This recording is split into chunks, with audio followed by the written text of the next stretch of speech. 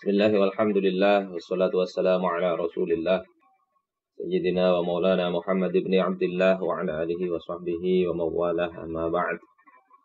Alhamdulillah pagi ini kita dipertemukan Allah subhanahu wa ta'ala di perzumpaan kita ini. Karena lewat Zoom. Kayaknya banyak dari pelihari. Alhamdulillah dengan teknologi ini kita bisa ketemu tanpa harus jauh-jauh ke pelihari. Karena hari Rabu kemarin saya ke sana, ada kerabat meninggal, ternyata harus lewat itu jalan yang kayak off-road, diputar-putar karena jembatannya belum jadi. Nah, dengan Zoom ini mudah-mudahan lancar, di sana bisa tidak terkendala jaringan ya. Selawat dan salam mari kita haturkan ke Rasulullah Sallallahu Alaihi Wasallam berserta kerabat, ya, keluarga dan siapa saja yang mengikuti jejak langkah beliau. Kalau kita kaitkan materi ini dengan kecintaan, sebetulnya kecintaan kepada Rasul itu tidak begitu banyak berarti kecuali kita dengan mengimani apa yang Rasulullah Sallallahu Alaihi Wasallam bawa, Rasul ajarkan kepada kita. Sehingga poin yang akan kita bahas nanti lebih banyak fokus ke keimanan kepada Rasulullah Sallallahu Alaihi Wasallam. Karena ini dasar kecintaannya. Kalau kecintaan tidak didasari keimanan, maka seperti kecintaannya Abu Lahab kepada Rasulullah Sallallahu Alaihi Wasallam saat beliau lahir. Luar biasanya senangnya Abu Lahab. Sehingga budak beliau, Suwaibah itu sampai dimerdekakan karena cintanya kepada Rasul, gembiranya dengan kedatangan Rasulullah. Tetapi apalah artinya itu ketika justru dia tidak beriman kepada Rasulullah Sallallahu Alaihi Wasallam. Walaupun dikabarkan di dalam riwayat Al-Baihaqi karena kecintaan itu Abu Lahab diringankan siksanya saat hari Senin. Tapi itu riwayatnya bersumber dari mimpi saja memang. Saudara-saudaraku sekalian rahimakumullah, kalau kita bicara tuntutan dari dalil-dalil syara', ada kita baca Al-Quran maupun As-Sunnah, itu bisa kita pilih jadi dua saja. Pertama itu tuntutan untuk dibenarkan atau diimani. Misalnya kita membaca ayat wa ilahukum ilahu wahid. Dan Tuhan kalian adalah Tuhan yang esa. Maka ayat itu amalnya apa? Tidak ada amal lain-lain. Ya sekedar hati itu meyakini betul bahwasanya Allah itu adalah esa.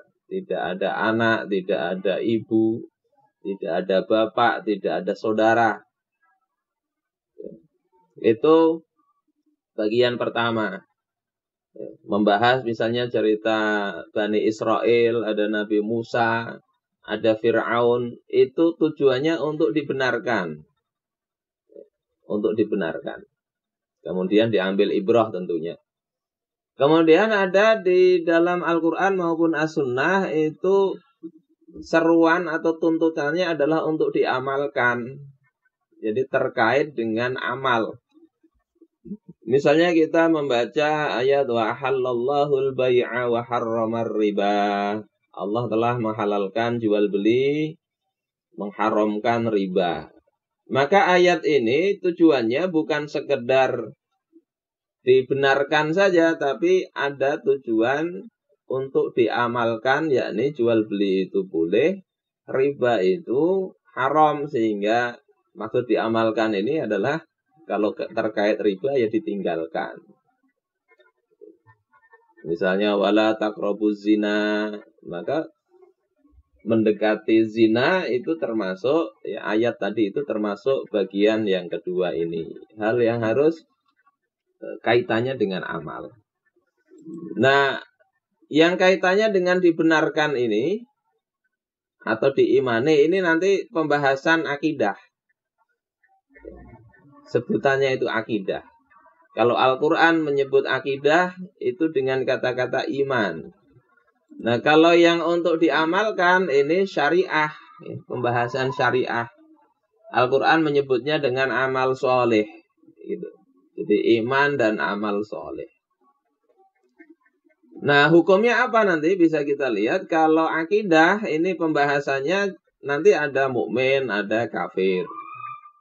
Kalau syariah nanti pembahasannya ini hukumnya wajib, sunnah, mubah, makruh, ataukah haram.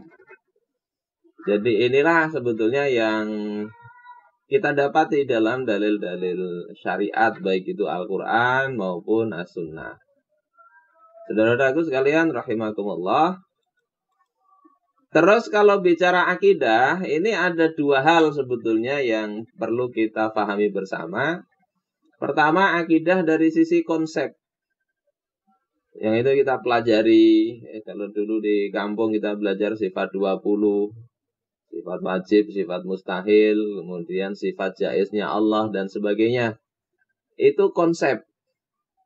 Tahu Allah itu wujud, qidam, baqa, dan seterusnya. Allah itu esa, Allah itu maha melihat, dan seterusnya. Konsep. Kalau kita bicara konsep itu isinya apa, kontennya apa, itu adalah al-fikrah kuliah. Itu pemikiran yang menyeluruh tentang apa? Tentang al-kaun, al-insan, wal-haya. Tentang alam semesta manusia hidup. Wa ma qoblal hayatid dunya wa ma ba'daha. Apa yang ada sebelum kehidupan dunia dan setelah kehidupan dunia. Wa alaqatuha bima qablaha wa ma ba'daha, dan hubungannya dengan sebelum dan setelah kehidupan dunia ini. Jadi kalau bicara akidah apapun itu bicara tentang dunia ini loh, apa sebelumnya siapa dan setelahnya itu ada apa. Konten dari akidah dari sisi konsepnya. Nah, apakah dengan konsep ini cukup? Kalau dengan konsep cukup itu tentunya iblis itu orang yang paling beriman dia. Karena paling mengerti konsep. Dia tahu Allah, bahkan berbicara dengan Allah Ta'ala. Dia juga bahkan ketika berdoa itu kepada Allah juga. Meminta, fa'anzirni ila yaumi yub'atsun. Wahai Tuhanku, beri aku tempo untuk menggoda manusia itu sampai hari dibangkitkan. Dia mintanya kepada Allah Ta'ala, nggak minta kepada dukun. Iblis nggak ada dukun-dukunan. Dia langsung dari sisi konsep yakin betul kepada Allah Ta'ala. Nah, akidah dari sisi yang kedua ini yang tidak kalah pentingnya. Walaupun konsep ini penting. Karena kalau nggak ngerti konsep, amal hatinya pasti salah. Nanti meyakini Allah itu kayak dewa-dewa yang bisa menjelma, kemudian menitis. Nah itu kalau nggak ngerti konsep bisa aja kayak amal hatinya begitu. Jadi konsep ini sangat penting kita kaji, nanti kita kaji ya. Kemudian yang kedua amalan hati. Kata Imam Al-Hasan Al-Basri di dalam Lataiful Ma'arif, dikutip oleh Ibnu Rajab. Laisal iman bitamani wala bitahalli. Iman itu bukan sekedar dengan berangan-angan. Tidak sekedar dengan menghiasi perbuatan dengan perbuatan yang baik. Ya, sudah bagus gawiannya, pikirannya, angan-angannya bagus.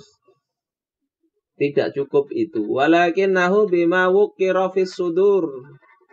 Tetapi iman itu adalah apa yang tertanam di dalam hati.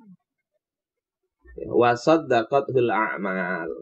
Dan amal perbuatan itu membenarkan apa yang ada di dalam hati tersebut. Jadi poinnya memang di dalam hati itu betul keimanannya kepada Allah dari konsep yang betul. Kemudian dia benarkan apa yang ada di hati itu dengan perbuatan. Jadi pembahasan akidah itu di dua sisi ini. Walaupun kalau bicara teori, ya nanti yang lebih dominan memang di situ. Ya, karena bicara amalan hati ini dilatih saja, dilatih. Tidak ada konsep bakunya gimana tidak, ya latihan. Senantiasa diingat konsepnya, kemudian coba hati itu ditundukkan untuk sesuai dengan konsep tersebut. Saudara-saudaraku sekalian rahimakumullah. Terus bagaimana hubungannya tadi?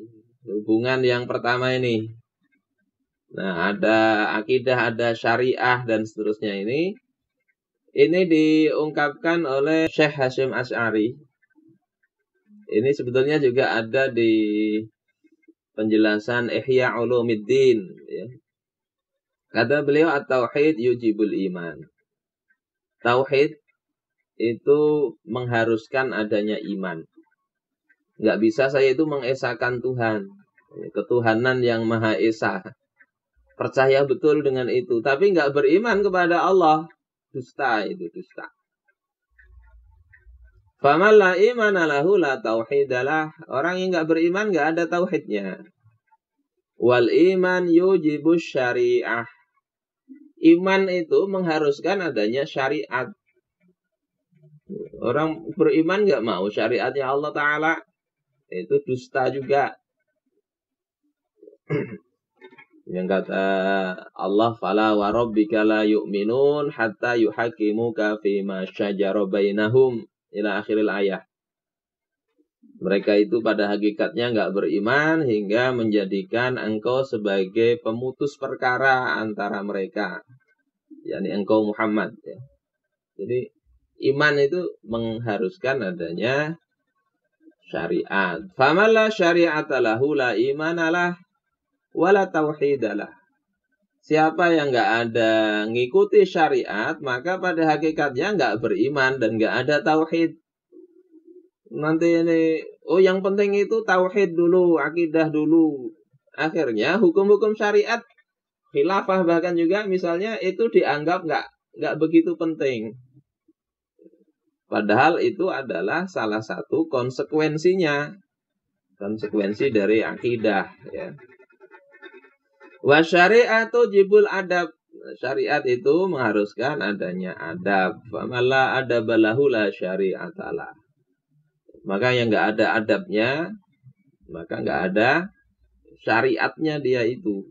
Adab itu apa? Di dalam at-ta'rifatnya Al-Jurjani, adab itu adalah sesuatu yang bisa menjaga dia dari kesalahan-kesalahan. Jadi nggak ada adab, nggak ada syariat, wala imana lahu wala tauhidalah. Nggak ada imannya, ya, secara hakiki, ya, dan juga tidak ada tauhidnya. Maksudnya bukan kafir, bukan, ya, tapi maksudnya di sini adalah nggak sempurna. Ini hubungannya begitu. Saudara-saudaraku sekalian rahimakumullah. Nah, ini kaitannya dengan konten dari akidah tadi. Jadi akidah Islam itu bicara kehidupan dunia ini. Alam semesta, manusia, dan kehidupan. Kemudian poin pertama itu dari mana adanya? Apakah ada dengan sendirinya? Nah, kalau itu berarti ateis, ya, komunisme. Alam itu terjadi dengan sendirinya. Apakah dia diciptakan oleh Sang Pencipta? Nah, Islam menjawab di sini alam semesta itu diciptakan Allah. Ada karena adanya pencipta. Kalau kada diciptakan nggak ada. Terus yang kedua, untuk apa hidup di dunia ini? Nah, kalau untuk sekedar bersenang-senang, maka itu jawabannya orang-orang komunis maupun orang-orang kapitalis. Jadi dunia ini orang dibikin, ya mereka mau ngatur urusannya sendiri. Terserah. Untuk mendapatkan kepuasan secara maksimal dalam hidup di dunia ini, kepuasan fisik. Nah, itu konsep kapitalis, akidahnya akidah kapitalis, sekuler. Jadi ngakunya ada di dunia diciptakan Allah, tetapi nggak mau tunduk kepada syariat Allah. Seolah-olah syariat itu nggak ada. Pakai dalil lagi, antum a'lamu bi umuri dunyakum. Kalian lebih tahu urusan dunia kalian. Sehingga untuk apa hidup di dunia, ya kita lebih tahulah daripada Allah Ta'ala. itu adalah akidah yang sesat walaupun dia mengatakan beriman kepada Allah Ta'ala. Dalam Islam jawabannya, manusia itu diciptakan untuk beribadah. Wa ma khalaqatul jinna wal insa illa liya'budun. Tidaklah kuciptakan jin dan manusia kecuali untuk beribadah kepadaku. Ibadah dalam makna luas dan ibadah dalam makna khusus atau ibadah mahdhah. Ibadah mahdhah ya berarti sholat, puasa, dan seterusnya. Ibadah dalam makna luas itu ya berarti ketundukan kepada Allah Subhanahu wa Ta'ala secara total. Sehingga nggak mikir-mikir lagi ketika minuman keras misalnya diharamkan oleh Allah Subhanahu wa Ta'ala. Kalau memang dia tujuan hidupnya untuk mengabdi pada Allah, dia nggak akan mikir, oh ini kalau saya tutup minuman keras ini, saya akan rugi. Tetapi kalau saya cari investasi di luar, baik dari yang industri besar sampai eceran, kira-kira bakalan banyak keuntungan. Kan tahun 2016 di negeri ini ada 282 juta liter produksi miras itu. Penduduk Indonesia saat itu baru 260-an juta. Mirasnya sudah 282 juta liter. Jadi kalau dibagi itu satu orang dapat 1 liter lebih. Kira-kira mabuk kayak kalau lah minum 1 liter lah. Nah, itu sebelum ada perpres yang membuka keran investasi asing untuk miras baik produksi besar maupun eceran. Sudah sangat-sangat banyak ya, 282 juta liter. Dapat apa namanya itu? Cukainya itu yang resmi ada cukainya segitu. Yang tidak resmi nggak tahu kita. Cukainya itu sekitar 5 triliun. Nah, kalau orang berakidah Islam, dia akan mengatur kehidupan dunianya ini dengan apa? Paradigma hidup itu untuk ibadah. Ibadah itu ketundukan mutlak total kepada Allah Subhanahu wa Ta'ala. Ketundukan tanpa tapi. Ketundukan tanpa tapi-tapi. Ya untung kah kada kah, rugi kah kada kah. Maka dia akan sesuaikan hidupnya untuk Allah Ta'ala. Ya. Itu dalam akidah Islam tadi. Kemudian yang ketiga, kemana pasca kehidupan dunia ini? Orang yang mati itu loh, kemana? Nah kalau dalam jawaban Islam, kemananya itu ya ke akhirat nanti dia. Orang mati itu pindah alam. Kada bisa mencungul lagi ke dunia jadi zombie. Atau dalam akidah lain bisa bereinkarnasi. Kalau dia amalnya baik nanti jadi yang bagus tampan. Kalau amalnya jelek nanti bisa bereinkarnasi model kayak Cut Patkai gitu, jadi babi. Nah itu akidah lain itu, akidah lain. Dalam Islam kemana itu nanti ya ada pertanggungjawaban di akhirat. Ini jawaban akidah Islam secara umum begitu. Nah kalau dilihat pernik-perniknya nanti banyak. Terus akidah Islam itu membahas wa'an ala qotiha jami'iha bima qoblal hayatid dunya wa ma ba'daha tadi. Hubungan antara kehidupan dunia dengan sebelumnya dan setelahnya.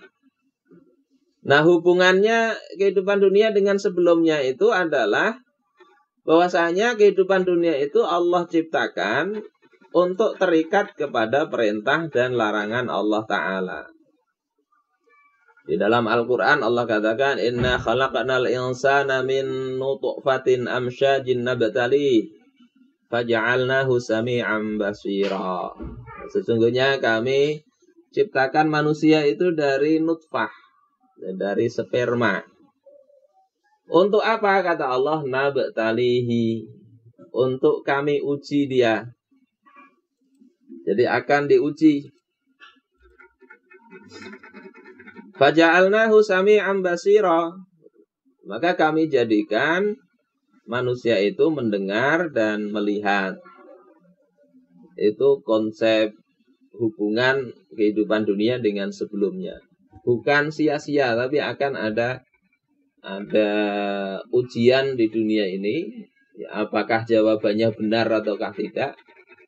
Kemudian nanti di akhirat, ya, hubungan antara kehidupan dunia dengan akhirat itu adalah adanya hisab. Nah, dari sini maka Islam itu menjadi dasar bagi kehidupan secara menyeluruh. Saudara-saudaraku sekalian rahimakumullah, ini tentang akidah. Nah, kemudian akidah Islam itu nanti ada pemikiran paling mendasarnya. Nah, hal paling mendasar dalam Islam itu yang disebut dengan rukun iman. Jadi rukun iman itu al-afkar al-asasiyah fil aqidatil islamiyah. Pemikiran-pemikiran dasar dari akidah Islam. Bukan berarti kalau di rukun iman itu tidak ada, kemudian nggak usah percaya. Bukan begitu. Nanti di rukun iman kan nggak ada percaya adanya surga neraka. Terus kemudian, kalau gitu surga itu nggak ada karena nggak ada di rukun iman. Nggak bisa begitu. Surga itu merupakan bagian dari keimanan kepada hari akhir. Jadi pemikiran mendasarnya itu rukun iman terhadap hari akhir, nanti turunannya ada keimanan kepada surga, ada mizan, ada neraka, dan seterusnya. Nah, yang terakhir saya ingin sampaikan terkait dengan konsekuensi dari memeluk akidah Islam. Yang pertama itu adalah hendaknya menjadikan akidah itu sebagai asas berpikir tadi. Jadi konsep itu kita betul-betul masukkan ke dalam diri dengan cara apa? Pikiran kita. Kita mikir ini benar salah, baik buruk, kita dasari kepada konsep akidah Islam tadi. Yang kedua, menghambakan diri hanya kepada Allah Ta'ala. Ya. Karena kalau kita yakin betul Allah yang maha kuasa, maha bijak, semua makhluk bergantung kepada Allah, Allah tidak bergantung kepada siapapun. Maka kita akan lebih puas untuk bersandar kepada Allah Ta'ala, menghamba pada Allah. Ada orang mengancam kita misalnya, tapi kita tahu Allah yang mengatur, termasuk mengatur kehidupan orang yang mengancam kita. Maka kita akan merasa tenang dalam menghamba pada Allah Ta'ala. Kemudian yang ketiga, konsekuensi dari iman itu, dari akidah Islam, itu adalah terikat hanya dengan hukum Allah Subhanahu wa Ta'ala. Ya, jadi taatnya itu pada hukum Allah Ta'ala. Ini konsekuensinya. Dan terakhir tambah sedikit, ini tentang bahwasanya akidah ini juga sebetulnya ada kewajiban negara untuk menjaganya, menjaga akidah umat ini, sehingga kayak aktivitas-aktivitas yang bakalan merusak akidah itu bisa dibersihkan oleh negara. Ini mungkin yang bisa saya sampaikan. Assalamualaikum warahmatullahi wabarakatuh.